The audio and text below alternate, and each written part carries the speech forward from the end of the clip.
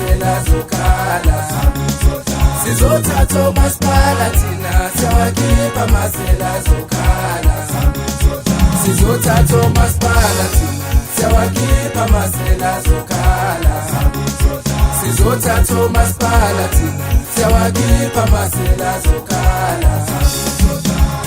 Ya namhlanje umkhonto wesizwe sila eGauteng lesifundazwe saseGauteng for two reasons. Okokuqala besizokwenza iworkshop, i-National Elections Workshop esiyiphothula namhlanje ezovalwa uMengameli uMamalane.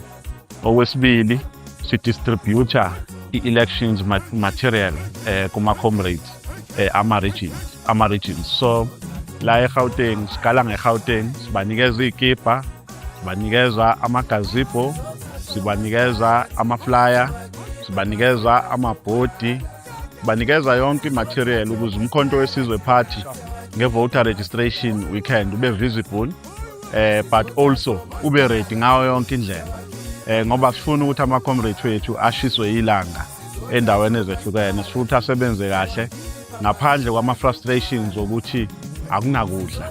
So siney'nhlelo ezinhle kakhulu-ke for i-voter registration weekend, iy'nhlelo zokuthi ama-comrades angabi nama-frustrations kuma-voter registrations azobe kuwona.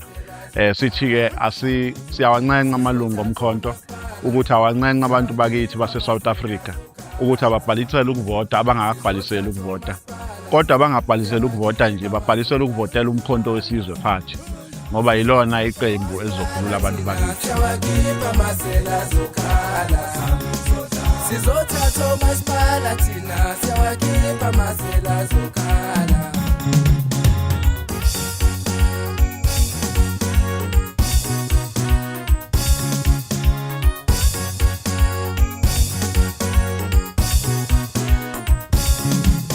Mandla awethu Kamara Mthamo kakhuzwayo sikhona la eBestwood Hotel namhlanje where we are launching election machinery yomkhonto wesizwe nationally. Right now we are busy with Gauteng province and then the system of giving out material is simple. We are going to be giving each region according to how many ward councillors are we contesting. So if your region is contesting 100 wards and another region is contesting 90, we can't give you the equal machinery, but it's going to be according to how many ward councillors we are contesting. So it's very simple, it's a very fair process as well. Because as fun bekhona region ezothola election machinery eningi kunenye kanti yona contest ama-ward councillors amaningi. So we are guided by ukuthi maphi ama-wards esesiwalonshile and imaphi esesinama-councillor candidates kuwona. Siyabonga baba. Greetings to the comrades in Gauteng province. We like to take this opportunity to thank you to the comrade SG about supplying and giving us e-material as we approach these local government elections. As well as we know that we've been crying facing these challenges of e-material and resources. So, but now finally we have come to a point whereby we receive our material and resources there. Obviously, I'm talking about the things that are here on the ground already.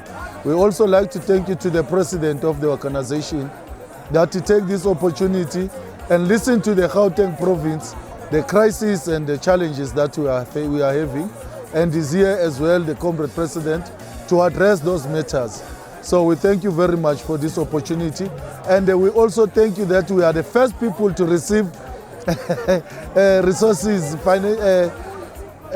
first time in the country as the province of Gauteng province to receive these resources.